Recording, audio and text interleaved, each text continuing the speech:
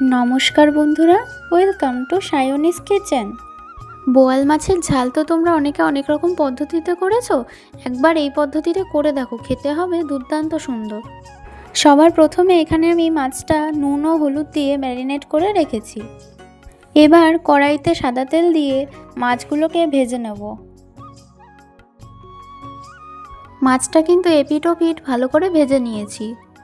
এবার ওই মাছ ভাজার তেলেই একটা শুকনো লঙ্কা, তেজপাতা, গোটা জিরে, একটি এলাচ ও দারচিনি ফোড়ন দিয়ে নিলাম। এবার দিয়ে দিচ্ছি পেঁয়াজ বাটা। ভালো করে একটু নেড়েচেড়ে নিয়ে দিয়ে দিচ্ছি একটু হলুদ ও লবণ। পেঁয়াজটা 5 মিনিট ভালো করে ভেজে নিয়ে ওর মধ্যে দিয়ে দিচ্ছি আদা রসুন বাটা। আদা রসুনের কাঁচা গন্ধটা চলে যাওয়া অবধি ভালো করে ভেজে নেব। এবার দিয়ে দিচ্ছি জিরের গুঁড়ো, লঙ্কার গুঁড়ো ও কাশ্মীরি লঙ্কার গুঁড়ো। গুঁড়ো মশলাগুলো দিয়ে ভালো করে মিশিয়ে নিয়ে তেল ছাড়া অবধি অপেক্ষা করব। মশলা কিন্তু লো ফ্লেমেই কষাবে, না হলে কিন্তু মশলা পুড়ে যেতে পারে।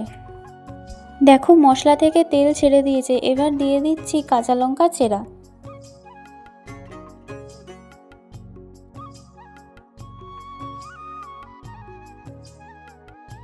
এবার দিচ্ছি টমেটো বাটা।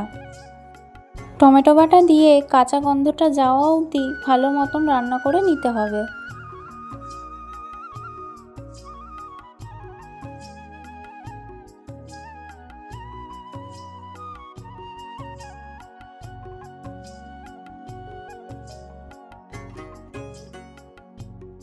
দেখো মশলা থেকে আবারও কি সুন্দর তেল ছেড়ে দিয়েছে। এবার দিয়ে দিচ্ছি সামান্য পরিমাণে জল।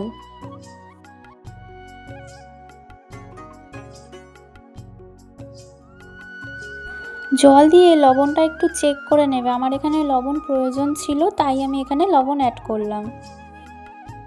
এবার ভেজে রাখা মাছগুলোকে দিয়ে দেব।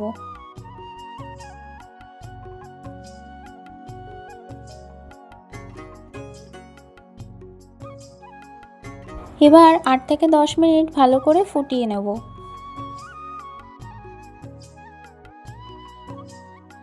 শেষে ওপর থেকে একটু গরম মশলার গুঁড়ো দিয়ে দেব। দেখো কত সহজে তৈরি হয়ে গেল বোয়াল মাছের ঝাল। রেসিপিটা ভালো লাগলে একটা লাইক কমেন্ট করে জানিও। আরও নতুন নতুন রেসিপি দেখার জন্য আমার চ্যানেলটা সাবস্ক্রাইব করে নিও।